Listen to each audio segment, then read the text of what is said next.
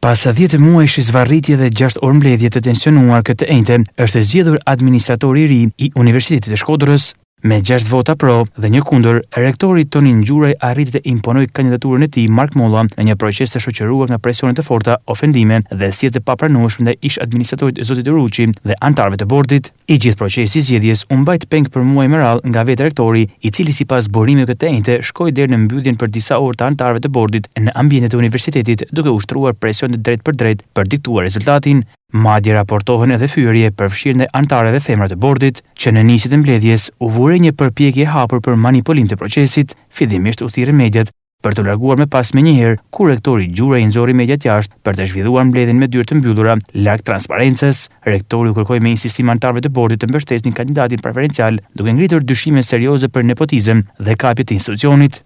Këto veprime konsiderohen si një precedent i rrezikshëm në jetën akademike, ku drejtuesi i institucionit akuzohet se ka përdorur autoritetin për të ndërtuar rrjete ndikimi dhe për të kontrolluar vendimarrjen. Situata ka detyruar të ndërhyrjen e ministres së arsimit Mirela Kumbaro, e cila thirrri 4 përfaqësues e ministrisë në bord për të ushtruar detyrat e tyre dhe për të zhbllokuar procesin e zgjedhjes së administratorit. Mungesa një administratori për 10 muaj ka sjellë një gjendje kaotike në drejtimin ekonomik dhe financiar të universitetit, ndërsa burimet e ndryshme flasin për mundësi abuzimi dhe dyshime për shpërdorim fondesh në këtë periudhë.